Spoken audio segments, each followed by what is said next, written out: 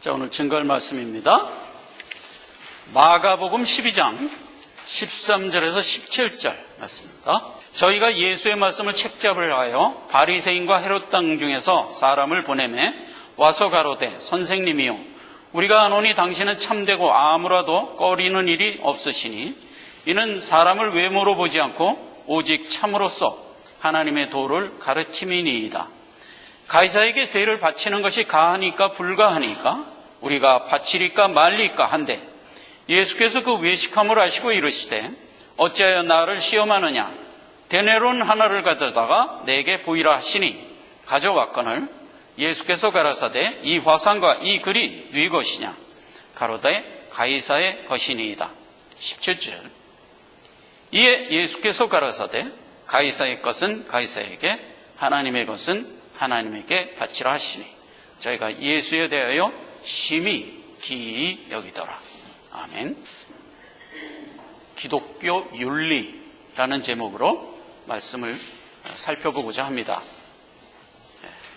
이 기독교 윤리라고 제목을 정한 것은 저로서는 어깃장스러운 제목입니다.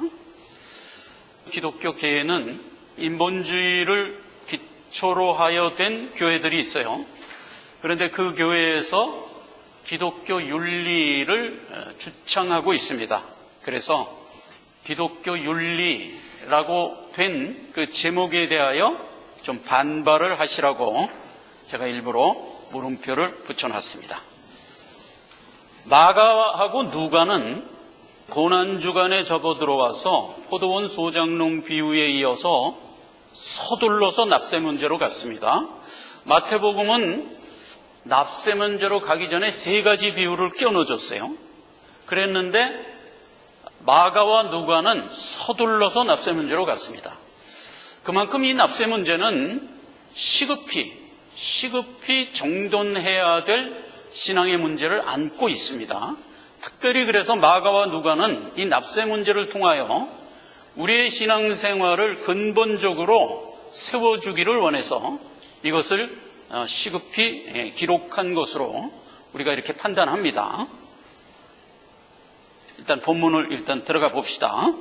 13절에 보니까 바리새인과 헤롯 땅 유대인들이 예수를 책잡으려고 와서 이 질문을 한 겁니다. 누가복음에 가면 로마인에게 잡혀가게 하려고 이렇게 아주 구체적으로 되어 있고요. 그 다음에 마태복음에는 올무에 걸리게 하려고 이런 의도로 이 납세 문제를 들고 온 겁니다. 내용은 뭐냐면 로마 정부에 이제 식민지로 유대인이 있잖아요. 그래서 로마 정부에 세금을 내야 되냐 말아야 되냐 이걸 딱 물은 거예요. 예수님이 이제 소정의 대답을 딱 했어요. 그랬더니 이들이 더 이상 어쩌지 못하고 기이 여기며 물러갔더라. 그리고 그 다음에 이어지는 얘기가 율법 문제로 이어지고 부활 문제로 또 이어지고 하는 식으로 나아갑니다. 유대 사회 전체는 지금 로마에 세금 내는 것을 부당하게 여기고 있습니다. 그러면 유대 사회는 사회 정의상 로마에 세금 내는 것은 부당하다. 이렇게 이제 다 여기고 있는 그 상황에서 이 질문을 한 거죠. 그러면 대답을 세 가지로밖에 할 수가 없습니다. yes, 세금을 내라. 그 다음에 또 하나는 no, 세금 내지 마라. 모르겠다. 이렇게 얘기할 수 있어요. 모르겠다. 이 세 가지 대답밖에는 할 수가 없는 상황이에요. 그런데 그런 대답을 했을 때 예수는 궁지에 몰리게 돼 있어요. 예를 들어서 yes 그러면 유대인들에게는 매국노가 돼버려요. 그렇죠? 근데 만약에 no 그러면 로마인들에게 반역자가 돼버려요. 그래서 로마인들이 와서 체포해 갈 수가 있는 문제고요. 그래서 이제 모르겠다 만약 그러면 어떻게 되냐? 그때는 유대인과 로마인에게 둘 다 올무에 잡히게 돼요. 유대인이 생각할 때는 로마에게 세금 내는 걸 모른다고 그 정도로 국가관이 모호하다고 이렇게 돼갖고 오히려 매국노로 몰아가게 되고요. 로마 정부도 생각하기를 우리 로마 정부에 세금 내는 걸 모르겠다고 반역자의 생각을 갖고 있다는 얘기인데, 그래갖고 로마와 유대인 둘 다에게 책을 잡히게 되는 그런 상황이에요. 그래서 빠져나갈 구멍이 없습니다. 사단의 참소 능력은 언제든지 보면 천재적이에요. 그런데 예수님이 절묘한 대답을 하는데, 내라, 이렇게 얘기를 한 거예요. 내라. 이제 걸려들었죠.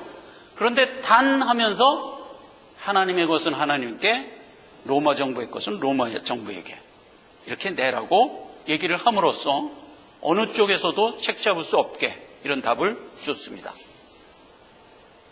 지금 기독교 윤리라고 할 때는 사람이 살아가고 있는데 도덕과 윤리를 내세우는데, 도덕과 윤리는 개인적으로 여러 갈래로 이제 갈리죠.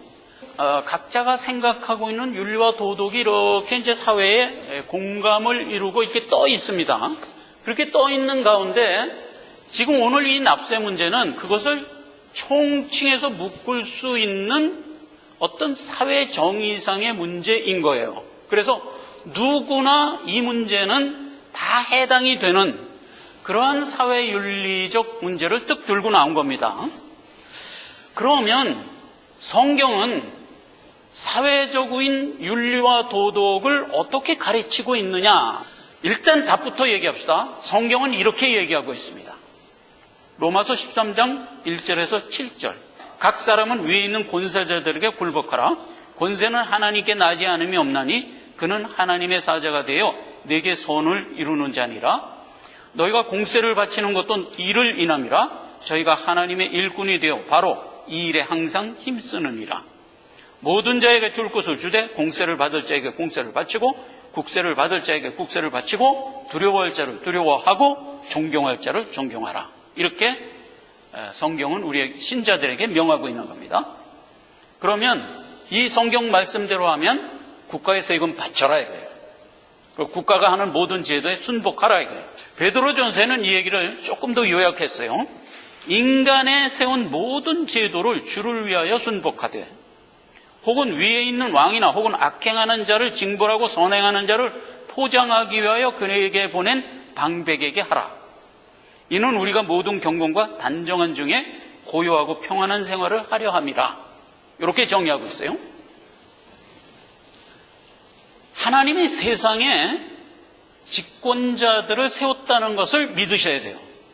하나님이 모든 국가의 집권자를 세웠어요. 그런데 그 집권자를 세운 이유가 뭐냐 하면 세상에 질서를 유지케 하려고 해요. 세상에 질서를 유지케 하려고. 세상은 이미 죄 아래 떨어져 있는 죄된 곳입니다. 그래서 만약 하나님이 세상에 어떤 손길을 가입하지 않으면 어떻게 된다고 지난 시간에 우리가 살펴봤나요? 그냥 죄악이 관영해서 단시간 내에 인류는 공멸해버리고 말아요. 그 예를 노아의 홍수에서 우리가 한번 봤죠. 그래서 하나님은 세상에 하나님의 손길을 딱 가입해야 돼요. 그래서 죄로 하여금 마냥 죄로 나갈 수 없도록 하나님이 제어를 해야 되는데, 그 방법으로 각 지역의 국가마다 집권자를 하나님의 권세로 세운다는 거예요.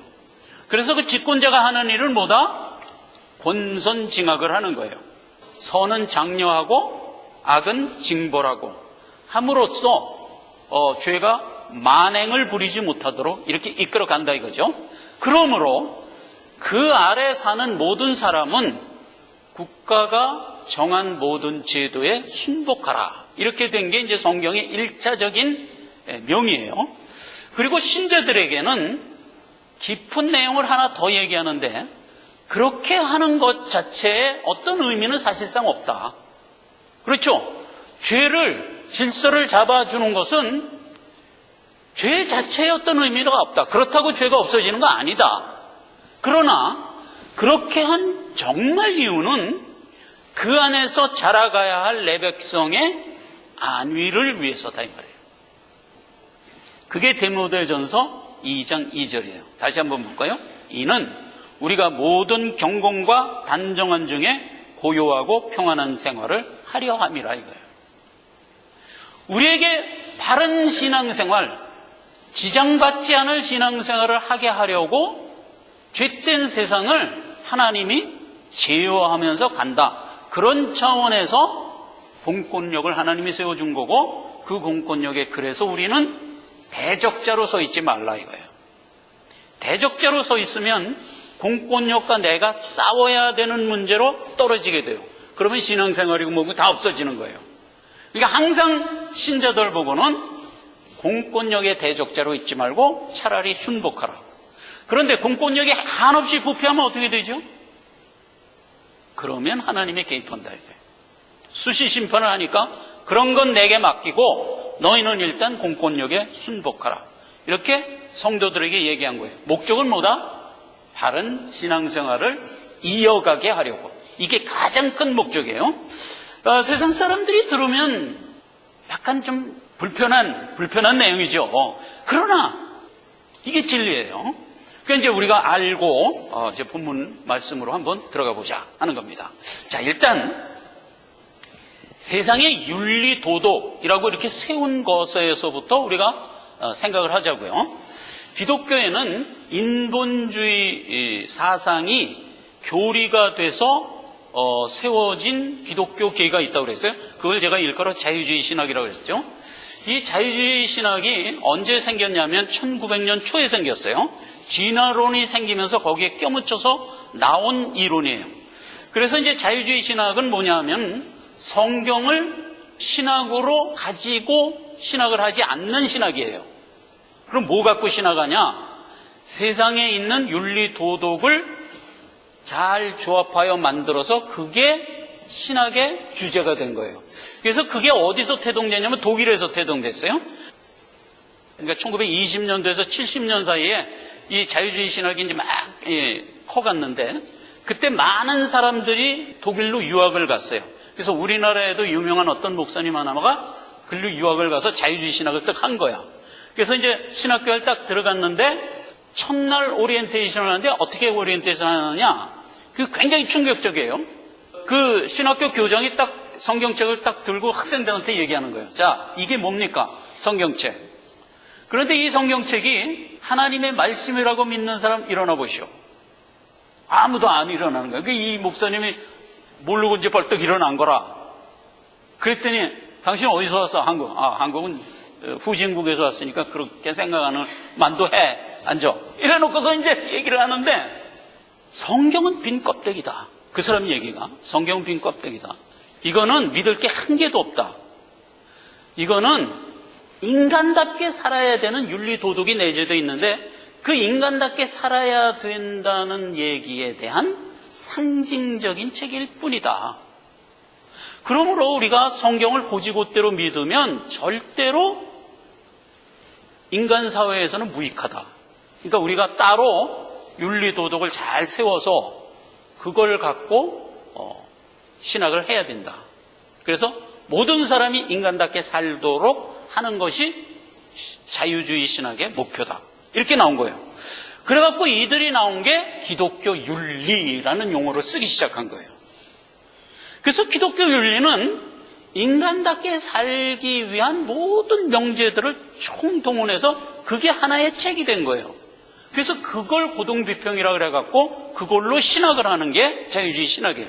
그 성경에 뭐 모든 기적, 이적, 동정녀, 탄생 이런 거 다 부인하고 뭐까지 부인해? 부활까지 부인한다고요. 부활도 다 상징이라는 거야. 다 상징.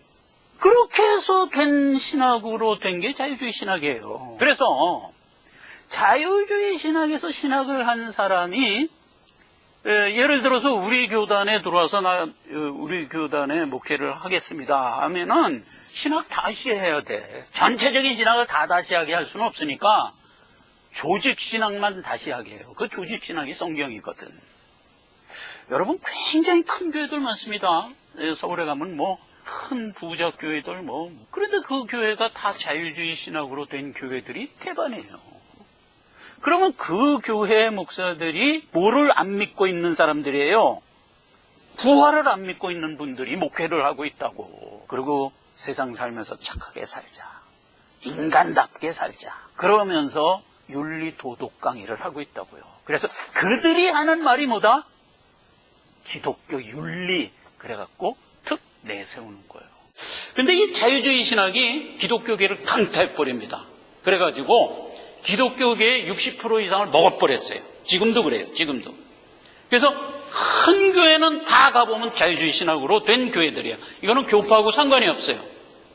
그러니까 장로교회도 자유주의 정통 이렇게 나뉘었고, 성결교회도 자유주의 정통 이렇게 나뉘었고, 뭐 침례교회도 그렇게 나뉘었고, 모든 교파가 다 그렇게 된 거예요. 그래서 이제 우리가 교회를 선택할 때 절대적으로 선택해야 되는 게 자유주의 신학으로 된 교회는 가면 안 돼요. 가면 윤리도덕 강의 듣는 거야. 그런데 여러분, 윤리도덕을 강의했을 때 듣는 사람이 절대로 거부할 수가 없어요. 생각을 해보세요. 아니 착하게 살자는데 어떻게 거부를 해? 그렇잖아요. 그러니까 절대로 거부할 수가 없어요. 그러나 뭐가 없다? 거기에 예수님의 은혜가 없다고요. 예수님의 대속의 은혜가 없다고요. 뭐만 있냐? 윤리, 도덕, 내용만 있다고요. 그러면 어떻게 되느냐? 예수가 없으면 어떻게 돼요? 영생에 이르지 못한다고요. 그러니까 세상에 있는 윤리, 도덕으로 우리가 훌륭하게 무장을 해서 평생 착하게 살아도 결국 예수를 모르면 어떻게 된다? 지옥으로 간단 말이죠. 그걸 이제 사람들이 모르고 그렇게 신학을 한 교회에 가서 신앙생활한 모든 사람은 애석하게도 예수 모른 채 인생 끝나고 그리고 지옥으로 갈 수밖에 없는, 그런 의미에서 보면 이들이 주장하는 인본주의 윤리 도덕은 선이에요, 악이에요? 악이에요. 악 중에서도 최악이에요. 그리고 하나님 입장에서 보면 하나님을 가장 모독한 짓들이라고요. 그러니까 이걸 근본적으로 우리가 알아야 돼요. 자, 이제 성경적으로 왜 그런가 하는 것을 우리가 일단 살펴봅시다. 자, 이것을 살펴보기 전에 우리가 그림 하나를 봅시다. 자, 여기 보면 제가 이제 그림을 나무에 비유해서 그렸어요. 인류는 누구나 다 죄 아래 떨어졌어요. 그래서 아담과 하와 이후에 다 죄인이 된 거예요. 모든 인류는 죄인이에요. 그런데 이 죄인에게 영생에 이르게 하는 길은 뭐냐 하는 거예요. 예수 그리스도와 하나님을 알려주는 거예요. 그렇죠? 그래서 요한복음 17장 3절이 어떻게 돼 있어요? 영생은 유일하신 참 하나님과 그의 보내신 자를 아는 것이라고 그랬잖아요. 그러니까 우리가 영생을 얻으려면 하나님과 예수 그리스도를 죄인에게 알려줘야 되는데, 이것은 교육과 선포로서 알 수 있는 게 아니에요. 어떻게 하냐? 하나님이 우리에게 내주해서 들어오셔야 돼요. 그래야 아는 거예요. 그렇게 해서 이제 알려줘야 영생에 이르게 됩니다. 그러면 이 나무는 죄인이 살아가고 있는 인생이라고 볼 수가 있어요. 인생. 그러면 자 보세요. 하나님이 우리에게 무슨 법을 줬나요? 율법을 줬어요.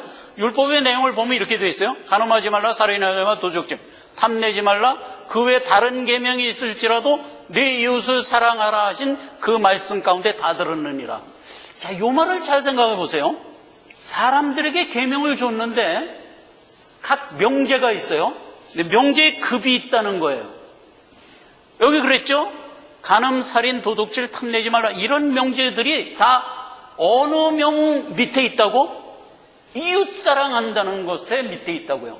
그러니까 인간이 할 수 있는 윤리 도덕의 범위는 이것이에요. 최고가 이웃 사랑이에요.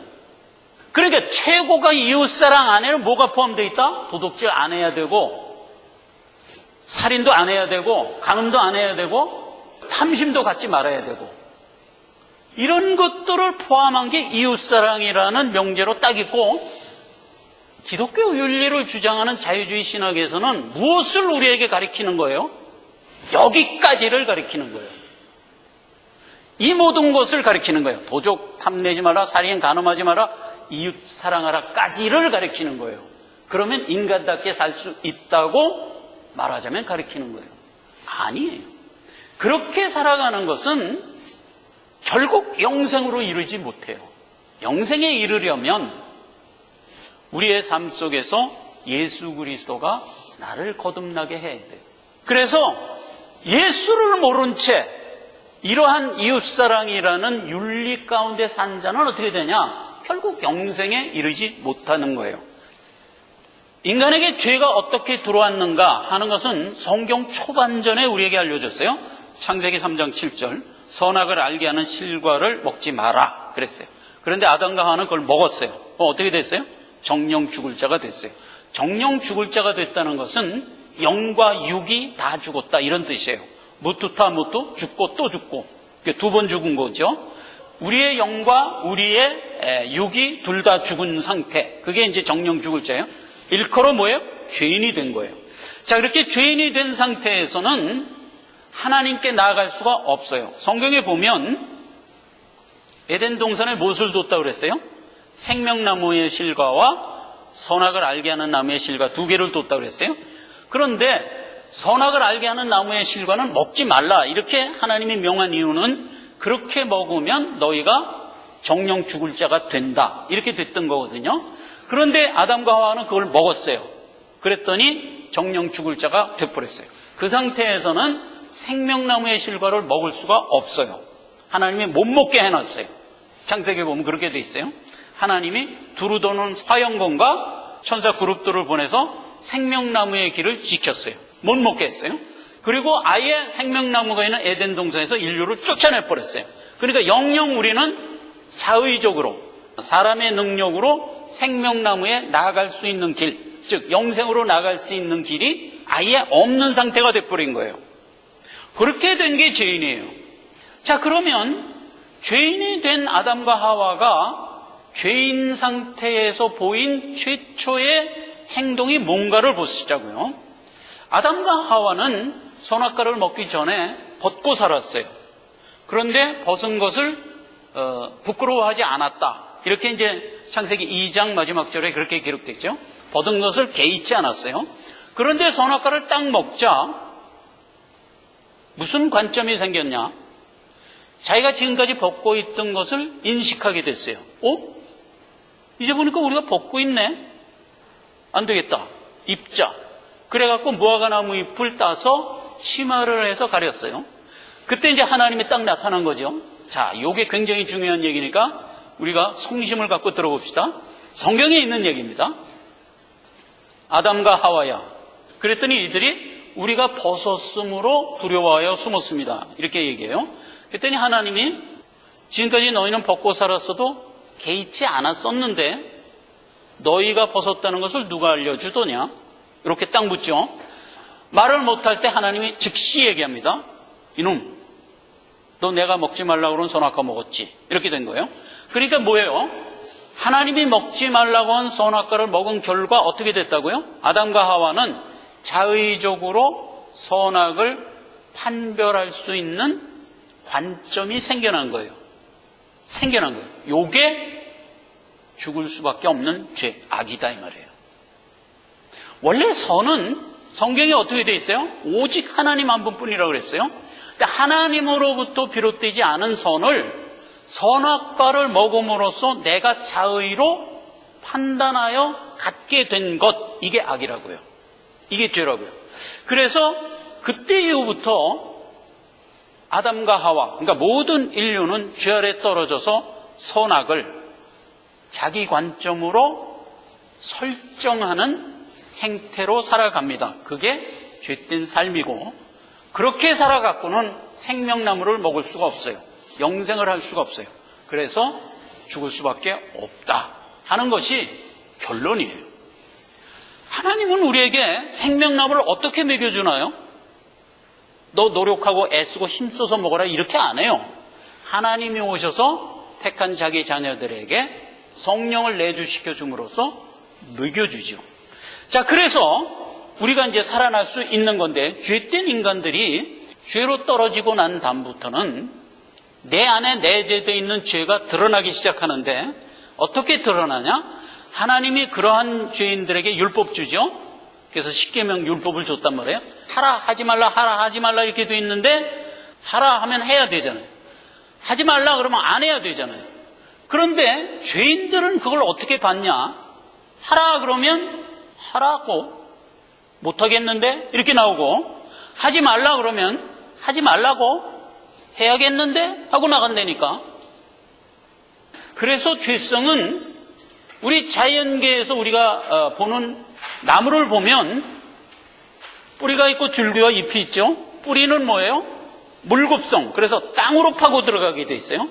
그 다음에 줄기와 잎은 해굽성. 그래서 빛을 향하여 올라가게 돼 있어요. 그래서 나무는 두 성정을 가지고 있어요. 뿌리는 물급성에서 자꾸 땅으로만 들어가려고 그러고, 줄기와 잎은 해를 향하여 자라려고 그래요. 그래서 나무가 자라는 거거든요. 그와 같이 모든 죄인은 내재적으로 뭘 가지고 있다? 죄굽성. 죄만 보면 쫓아가고자 하는 그와 같은 성정을 갖게 됩니다. 로마서 7장 7절에 아주 기가 막히게 정의하고 있어요.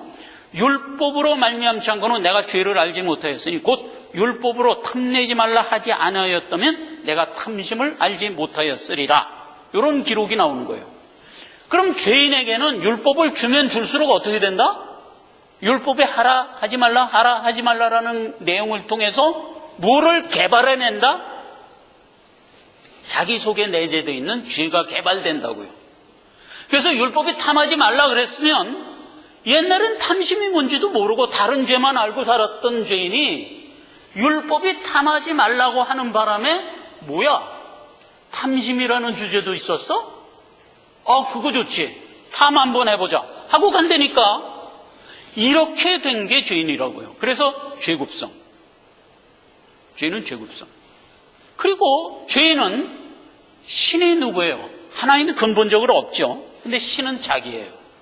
항상 죄인은 살아가는 삶 자체의 목표가 나를 위해서 사는 겁니다. 그래서 제가 늘 얘기하는데 죄인의 삶, 그걸 정욕적인 삶이라고 그러는데 성경은 정욕적인 삶을 글쎄 기가 막히게 영어로 이렇게 표현해요. 프리주어의 삶이다.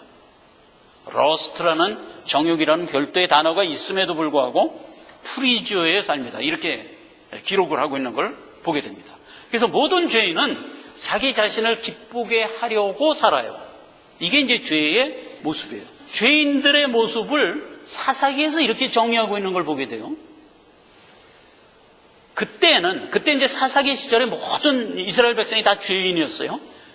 사사기 그때에는 모든 사람이 자기 소견에 옳은 대로 살았더라. 이렇게 기록하고 있어요. 이게 죄에 대한 가장 기본적인 정의라고 할 수가 있어요. 죄인은 자기 생각과 자기 소견에 옳은 대로만 살아가요.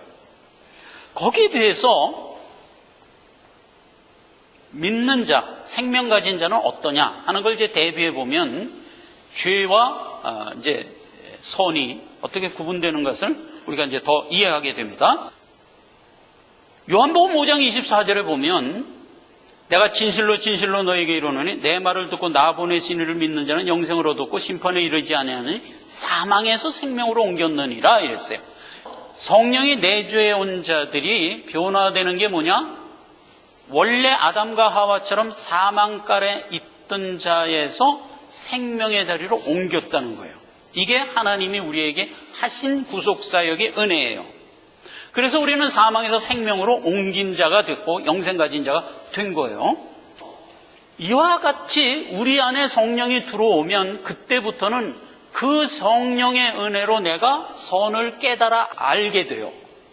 선을 깨달아 알게 돼요. 아담과 하와가 죄인이 되자 그들이 자의적으로 뭘 알았죠? 누가 가르쳐주지 않았는데 자의적으로 죄를 알아서 행하는 자가 됐어요. 이런 관점이 생기는 듯이 생명 가진 자도 자의적으로 선을 알아가요. 이건 기적이에요. 이건 기적이에요. 그 얘기를 히브리서 8장과 구약에는 에레미야서 31장에 기록되어 있는데 에레미야서에 있는 얘기 한 구절을 읽어보겠습니다. 나 여호와가 말하노라 그날 이후에 내가 이스라엘 집에 세울 언약은 이것이니 내가 나의 법을 그 속에 두며 그 마음에 기록하여 나는 그들의 하나님이 되고 그들은 내 백성이 되리라. 그래서 그 이후부터는 다시는 너희가 각기 이웃과 형제를 가리켜 이르기를 너는 여호와를 알라 하지 아니할 것은 작은 자로부터 큰 자까지 다 나를 알미니라.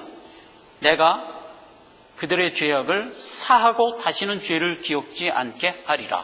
하나님께서 우리에게 성령을 내주시켜 줌으로써 우리가 그 성령에 의하여 누구를 안다? 하나님을 아는 자가 됐어요. 그래서 그때서부터는 우리 보고 특별히 하나님을 알아라 이렇게 얘기 안 해도 우리가 안 되는 거예요. 무엇과 대비가 돼요? 죄로 떨어지자 그들에게 특별히 죄가 무엇이라고 가르쳐주지 않아도 알았던 것처럼 생명 가진 자도 생명을 갖게 되자 그때부터 그 성령에 의하여 하나님을 알아가는 쪽으로 가더라. 이렇게 자의적으로 바뀌는 겁니다. 그래서 이제부터 우리는 그 여호와의 법을 즐거워하는 자가 됐어요. 죄인은 뭐를 즐거워했죠? 자기가 가지고 있는 죄를 즐거워했어요. 프리주의 삶을 살았어요. 그런데 의인은 이제부터는 하나님의 법을 즐거워합니다. 시편 1편 2절이 그걸 기록하고 있어요. 복 있는 자는 여호와의 율법을 주야로 묵상하며 그 율법을 즐거워하는 자로다. 이사야서 41장 16절 너는 여호와로 인하여 즐거워하겠고 이스라엘의 거룩한 자로 인하여 자랑하리라. 그 다음에 로마서 7장 22절에 내 속사람으로는 하나님의 법을 즐거워하고 시편 119편 47절에는 나의 사랑하는 바 주의 계명을 스스로 즐거워한다고요. 스스로 즐거워한다고요. 자, 그래서 하나님이 우리에게 주시는 하나님의 명을 쫓아 살아가는 것이 영생을 향하여 살아가는 것이고 그 자체를 선이라고 그러는 거예요. 선 그러면 누구에게 좋은 일하고 자선하고 뭐 착하게 살고 하는 한 땀 한 땀을 선이라고 생각하는 개념에서 어떻게 바뀌어요? 선은 하나님이 부르는 그것을 향하여 나아가는 행보, 이게 선이에요. 하나하나가 선이 아니고. 자, 그래서 세상이 가지고 있는 선과 우리가 가지고 있는 선이 이런 점에서 중첩됩니다. 자, 우리는 하나님의 뜻을 향하여 나아가면서 우리가 가지고 있는 법이 뭐죠? 하나님의 법을 가지고 살아가요. 하나님의 법은 뭐예요? 하라, 하지 말라, 하라, 하지 말라. 이런 것들이에요. 그걸 갖고 하나님을 향하여 나아가요. 이걸 전체로 묶어서 선이라고 그러는 거예요. 그럼 우리는 살인하나요? 하나님의 법에 살인하지 말라 그랬지. 간음하지 말라 그랬지. 이웃도 사랑하라 그랬지. 이게 다 하나님의 법 안에 포함돼요. 죄인은 세상 윤리 도덕을 갖고 살아요. 그 세상 윤리 도덕 안에도 뭐가 있어요? 이웃사랑이라는 최고의 선이 있어요. 그리고 그 밑에 살인하지 말라, 간음하지 말라, 탐하지 말라 하는 것들이 다 포함되어 있어요. 분명히 그렇게 포함됐다고 되어 있잖아요. 다시 봐요. 간음하지 말라, 살인하지 말라, 도둑질 말라, 탐내지 말라, 그 외에 다른 계명이 있을지라도 뭐 안에 다 포함됐다? 이웃사랑 안에 다 포함됐다니까. 그러니까 세상 사람들이 가지고 있는 최고의 선은 이웃사랑이에요. 이 안에 다 포함됐어요. 그럼 우리가 가지고 있는 하나님의 법도 이런 내용들이 포함되어 있어요. 그렇기 때문에 이러한 내용들은 세상이나 우리나 중첩돼요. 세상 윤리도 그걸 얘기하고 우리도 저걸 하나님의 법으로 받았어요. 그래서 하나님을 향하여 나가요. 그럼 뭐가 선이냐? 저렇게 사는 걸 선이라고 한 땀 한 땀을 얘기하는 게 아니라니까. 무엇이 선이냐? 우리의 걸음걸이가 하나님을 향하여 나아가는 것, 이게 선이라고요. 이게 아니고 다만 이웃사랑이라는 최고의 목표에만 급급하여 하나님을 모르면 악이라고요. 하나님을 알고 살아갈 때 그게 선이라고요. 그러니까 세상 윤리, 기독교 윤리는 세상이 가지고 있는 모든 윤리와 도덕을 전부 묶어서 교회에서 가르치는 거예요. 그런 내용은 굳이 교회 안 와도 다른 데 가서 얼마든지 들을 수 있어요. 그렇죠? 사회단체 가서 들을 수도 있고 타 종교 가도 들을 수 있어요. 그런데 그거를 기독교 교계 안에 들어와서 가르치고 있어요. 그리고 이름을 또 기독교 윤리라고 정한 거예요. 근데 무엇이 없다? 예수의 은혜의 영역이 없다고요. 우리가 왜 이렇게 사느냐? 이렇게 거꾸로 접근하는 거예요. 인간답게 되려고. 아니에요. 우리는 하나님께 나가기 위하여 하나님의 법을 가지고 살아가는 거예요. 그 하나님의 법이 하나님께 나아가고자 하는 우리의 행보 속에 포함되어 있는 거예요. 그래서 그게 선인 거예요. 그러므로 우리가 영생을 얻는 것은 아까도 얘기했지만 하나님과 그의 보내신 자 예수를 알아야 영생을 얻는 거예요. 그러므로 하나님께 나아가고자 하지 않는 한 누구도 영생에 이룰 수 없고 죄 아래 멸망할 수밖에 없다. 곧 악이다 이거예요. 하나님을 알지 못하면 아무리 선하게 살아도 영생에 이룰 수 없다는 점에서 악이다 말이에요. 같은 살인하지 마라, 같은 착하게 살아라, 같은 이웃을 사랑해라, 이런 말을 하는데도 불구하고 왜 그게 악이냐? 그걸 예수께 가기 위하여 살아가는 삶에 말하자면 분신으로 쫓아왔을 때 선이지, 예수가 없으면 영생에 이룰 수가 없다. 그래서 악이다. 이 정돈을 신자가 꼭 해야 됩니다. 불신자들은 이 정돈을 못하죠. 당연히 못하죠. 여기까지 오려면 성경을 처음부터 끝까지 다 설명을 해야 되는데 그들이 우선 그걸 듣지도 않아. 그래서 성경 말씀을 끝까지 다 들어야 이 모든 내용을 이해할 건데 그들은 끝내 그걸 안 듣는 자들이잖아요. 여기 그랬잖아요. 하나님께 속한 자만 듣도록 돼 있잖아요. 하나님께 속하지 않은 자는 나의 말을 안 듣나니 이란 말이에요. 끝내 예수를 모르고 저들은 멸망할 수밖에 없다. 이제 마지막 하나를 살피고 예배를 마치도록 합니다. 하나님이 우리에게 하나님의 법을 줬어요. 우리는 그것을 끌고 지금 예수를 향하여 가고 있습니다. 자, 그러면 하나님이 나에게 준 명을 우리가 완전히 이해하면서 지키며 나가나요? 사실은 그렇지 못해요. 우리가 하나님이 나에게 명을 줬어도 그걸 온전히 100% 이해해서 지키며 나가는 건 아니에요. 그러나 우리는 하나님의 성령이 내 안에 내주되어 있기 때문에 하나님의 명을 즐거워하는 자가 됐기 때문에 하나님이 명하면 그걸 지키며 살아가요. 자, 이것은 얼뜻 이해가 안 되는데 생명 가진 자에게는 필수적으로 있어야 되는 게 자람이에요. 그러니까 생명 가진 자는 자라야 돼요. 우리가 다 자녀를 키워봐서 알죠? 태어나면 다 자라야 돼요. 그렇듯이 우리의 영도 자라야 되거든요. 자라기 위해서는 하나님이 우리에게 법을 줘서 그 법을 지키며 하나님께 나아가는 과정에서 자라는데, 그렇다고 해서 하나님이 준 법을 우리가 다 이해하면서 지키나요? 그렇진 않아요. 이해 못해요. 그러나 우리는 지켜요. 왜냐? 하나님의 자녀이기 때문에. 옛날에 이제 유괴범 얘기가 많이 회자됐을 때 얘기인데, 유괴범이 주로 어린아이를 어디 가서 유괴하냐면 어린이 놀이터에 가면 어린애들이 많잖아요. 거기 가서 이제 유괴를 하는데 뭘 갖고 유괴하냐? 아이스크림 갖고 유괴를 했어요. 이건 이제 기사에 났던 얘기입니다. 아이스크림을 딱 한 2개 사들고 자기가 유괴하고자 하는 애한테 먼저 주는 거야. 그러면서 이제 유괴에 가는데 어떤 어린아이가 우리 엄마가 낯선 사람이 아이스크림 주면 받아먹지 말랬어요. 그리고 딱 안 받아먹는 거야. 그래서 그는 끌려가지 않을 수가 있었다. 이런 얘기예요. 이 어린아이가 엄마가 낯선 사람이 아이스크림 좀 받아먹지 말라고 한 그 의도를 완전히 알고 안 받아먹었을까? 모르죠. 어린아이는 모르죠. 근데 다만 엄마가 그러랬어. 요거 하나만 갖고 한 거예요. 왜 엄마 말을 그렇게 잘 듣죠? 자녀니까. 다른 이유가 없는 거예요. 자녀니까.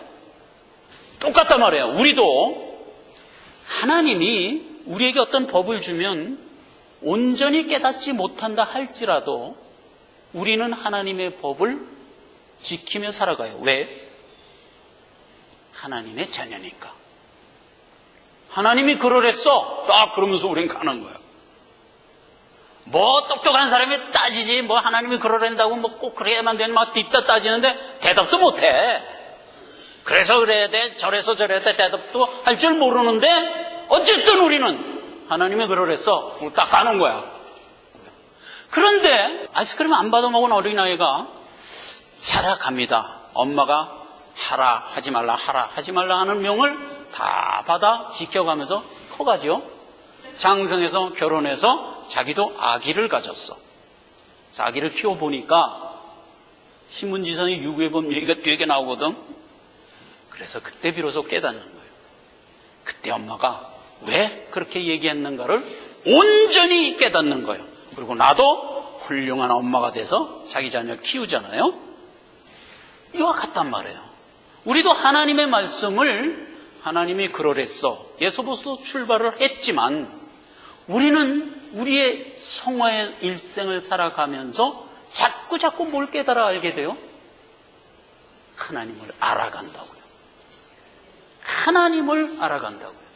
그리고 하나님의 성품으로 커져 있다 이 말이에요. 골로새서 1장 10절입니다. 주께 합당히 행하여 범사에 기쁘시게 하고 모든 선한 일에 열매를 맺게 하시며 하나님을 아는 것에 자라게 하시고 하나님이 이러랬어 하나님이 저러랬어 하는 모든 하나님의 법을 지키며 살아가는 가운데 알게 모르게 하나님을 아는 일에 자라게 하신다 이 말이에요. 마가복음 4장 28절입니다. 땅이 스스로 열매를 맺되 처음에는 싹이요 그 다음에는 이삭이요 그 다음에는 이삭의 충실한 곡식이라. 자연의 현상에 뜻 비유해서 우리를 가르쳐주는 거예요. 자연을 봐라. 싹이 나서 자라서 점점 자라서 결국 이삭을 맺지 않느냐. 이와 같이 하나님이 너희를 지금 자라게 하신다 이 말이에요. 우리는 훌륭히 자라서 하나님의 자녀가 돼 있을 겁니다. 자, 이것을 우리에게 가르쳐 주려고 세상에 혼재되어 있는 여러 가지 하나님의 법과 중첩되어 있는 인간의 윤리 도덕에 혹하지 말고 하나님이 그러레스에 충실하면서 살아가는 자 되게 하려고 납세 문제를 탁 부각시켜서 알려준 겁니다. 예수님의 법은 뭐예요? 세상법 준수하면서 하나님을 향하여 나가라 이렇게 된 거 아니에요. 가이사의 것은 가이사에 주면서 하나님께 나가라 이렇게 얘기한 거예요. 이게 선이다 이 말이에요. 기도하겠습니다. 하나님 아버지 은혜를 감사드립니다. 하나님께서 오늘 납세 문제를 가지고 교훈해 주셨습니다. 우리가 마땅히 사람답게 살아야 하는 인성을 갖고 살아야 함에도 불구하고 우리에겐 반드시 예수 그리스도라는 표대가 있어야 하는 것을 깨달았습니다. 이것을 갖고 살아가는 자가 다 되어서 영생에 이르게 하옵소서. 예수님의 이름으로 기도했습니다. 아멘.